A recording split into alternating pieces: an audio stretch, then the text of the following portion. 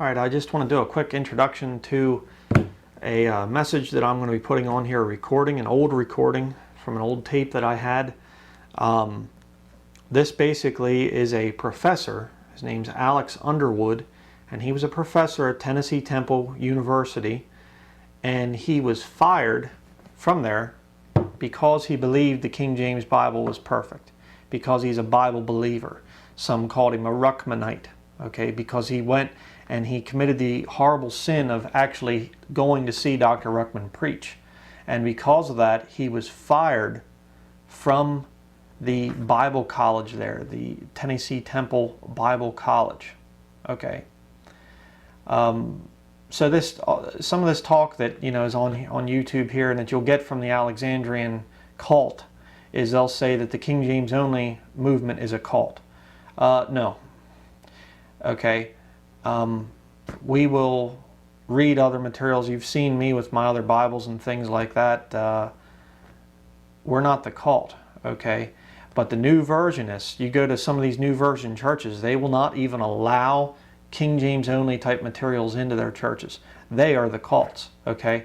And a quote-unquote Bible college that would fire one of its professors simply because he believed the King James Bible was perfect, and because he went to see Peter Ruckman, that's a cult, okay? A cult, not O cult. Let me define that. So here's the recording. He has another message where he gets into more detail. I'm going to put that on our sermon audio account so you can hear it there. It's like 45 minutes in length, so I didn't want to split it up into little, 3 parts or something here on YouTube. So the full thing is at sermon audio of another message that he did. I'm going to put the link to it down in the description area there, so you can go to listen to it. So I'm going to be putting up some screenshots too of Tennessee Temple University's current website. Okay, and you aren't going to believe some of the stuff that they have on there. So that's it. I hope you enjoy the recording. Now, I send this because I am presently no longer employed on the faculty of Tennessee Temple. And I thought I might send this to you and let you know just exactly what happened to me and know how it came about, although we talked about this when we went out to eat and fellowshipped together down at Brother Dave Reese's. And I remember you telling me then that I would not last at the school believing the way I believe. Well, you're more of a prophet than I gave you credit for. But basically what happened, I related to you down at Brother Dave's, of course, how that they called me up before staff about 2 years ago because I believed the King James Bible. And I told them then that I believed it was perfect and without proven error, and that's where I stood, and they just about went bananas, as the modern phrase goes. And of course tried to put me down and tried to say, now you have to watch out for Dr. Ruckman. He's a mean, nasty old man. He's divorced, which has nothing to do with Bible belief. And every argument I know you've heard against yourself and other people brought up trying to persuade me to watch what I was doing. So that came to pass. And then the following summer, which was last summer of '78, you were at Brother Dave Reese's, and I came down to hear you, enjoyed some of the greatest preaching I've heard. We had good fellowship, played softball. We just had a big time in the Lord. No problems whatsoever. And of course, when I got back to camp, it was about 2 weeks back to camp, back to school. I thought I was in boot camp. But when I got back to school, about 2 weeks later, Dr. Affman stopped me in the dining hall and asked me personally, he said, now, did you go down to Brother Reese's church? Well, of course, he knew that I went because Dave and I are good personal friends. And he gets your newsletter every month, which I'm sure is a real thrill to him. But I said, yes, I did. And he just blew his stack. He said, you are disloyal to the school, disloyal to me, disloyal to all your friends by going to hear a man like mean old Dr. Ruckman. Well, of course, I don't know how much loyalty to the school and friends comes above loyalty to God and His Word, but evidently to Dr. Affman, it comes far above it. So I let it ride. Well, evidently Dr. Affman either went to Dr. Robertson personally or went to Dr. Faulkner, his Bob Jones cohort, which I'm not saying anything against the men. I have nothing against them personally. But evidently went to them and, of course, told them what happened. And a couple of weeks after that, Dr. Robertson stopped me outside a faculty meeting and asked me personally if I went to hear Dr. Ruckman. I said, yes, sir, I did. He said, now, I want to tell you something. We don't believe here like Dr. Ruckman believes, which stunned me. I wasn't really sure how to take the quote. But he says, now, you're going to have to make up your mind where you stand.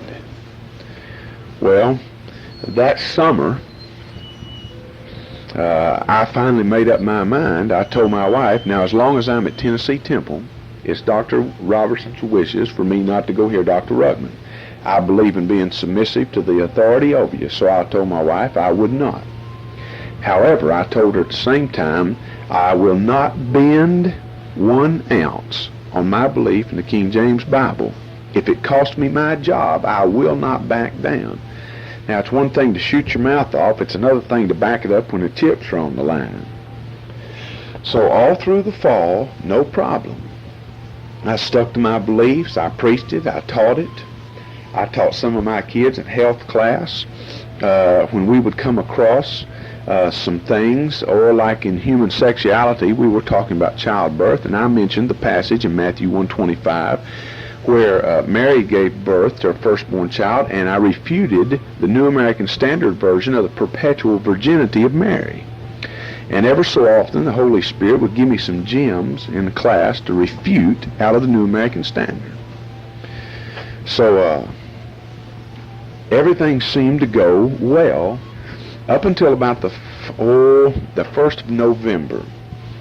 Now, by this time, 2 men especially, I think, one Dr. Affman, the other Dr. Roger Martin, John R. Rice's son-in-law, but especially Dr. Martin, began to make vicious, outright attacks on the King James Bible in class. Of course, he is a New American Standard man to the T. So this began to infuriate a number of the Bible school boys, and so bad that some of them were very ugly and arrogant in the class. Now, I don't completely agree with that. I think a man should be refuted in a gentlemanly manner. But, I mean, they were just belligerent in class.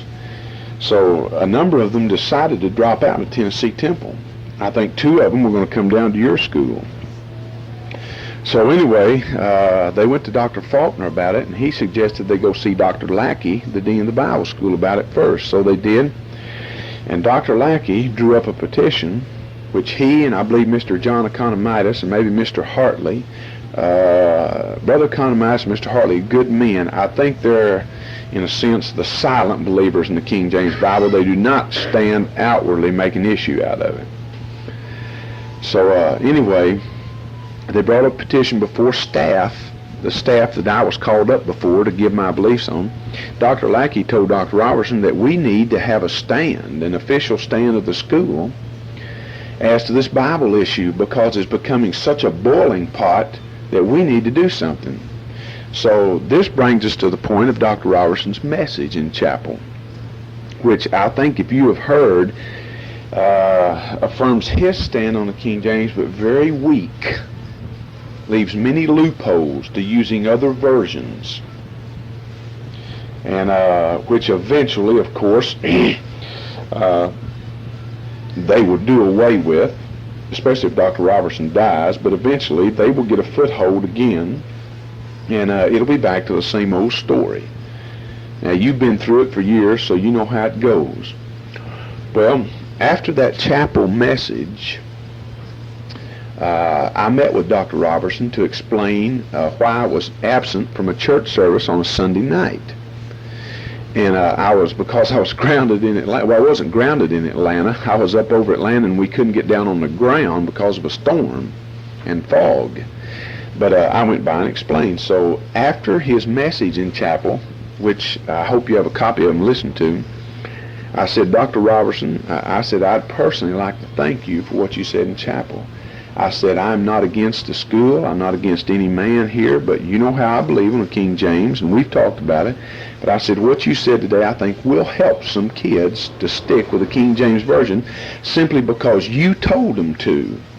Now, that's not really good enough, because the devil, just because a man says to, the devil can drag a person away and weaken them, and they won't stand just because some man said so. But I said, I appreciate what you said, and I did. And I said, now, I know there's some disagreements here, and I disagree with some men very belligerently. I don't think belligerent was the word I used, but very harshly.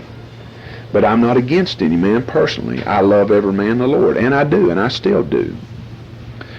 And I mentioned Dr. Martin's name. I said I think some bad things were said by him, but I said I think the students did some wrong too, and I think what you said helped in a great, to a great extent. So he smiled and shook my hand. We prayed, and everything seemed to be going fine. Now, what I'm going to tell you now, I found out after he dismissed me.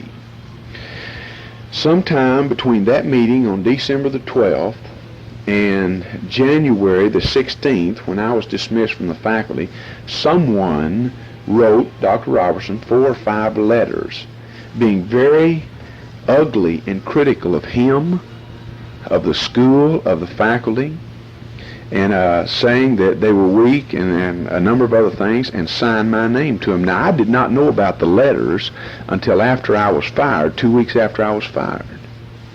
So Dr. Robertson took it for granted that I did write them. He never confronted me with the evidence and asked me if I did write them. So, and I did not write them.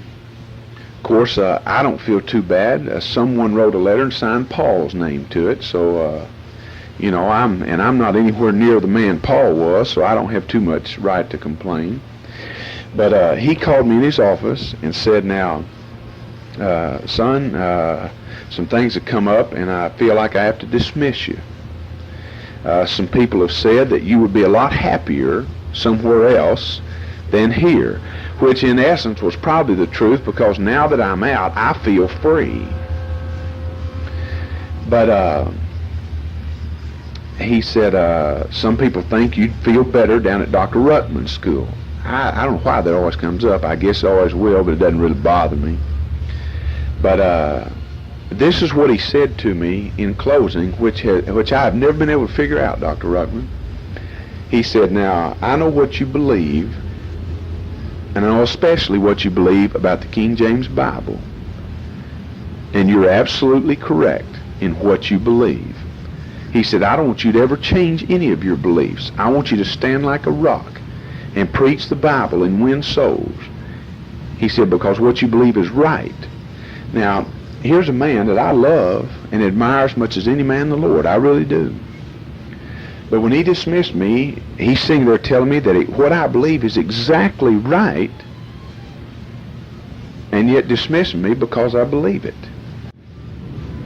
I told my wife that summer that if it cost me my job, I would not bend on the King James Bible. I guess the devil or one of his demons overheard it and said, well, we'll just see about that.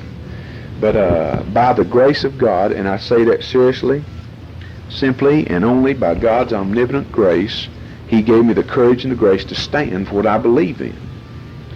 But I know now, from your church history tapes, I see exactly how schools go down. The school was founded and stood like a rock on the King James. And eventually over these years, they have gone from evangelism to education. They are now Tennessee Temple University. And they're borderline between education and culture. In the next few years, they'll be into culture, and after that, apostasy, and after that, it'll be all over. So, from my own personal viewpoint, I see exactly what you said on those tapes and what I've read in books and seen from history. That's how things go down.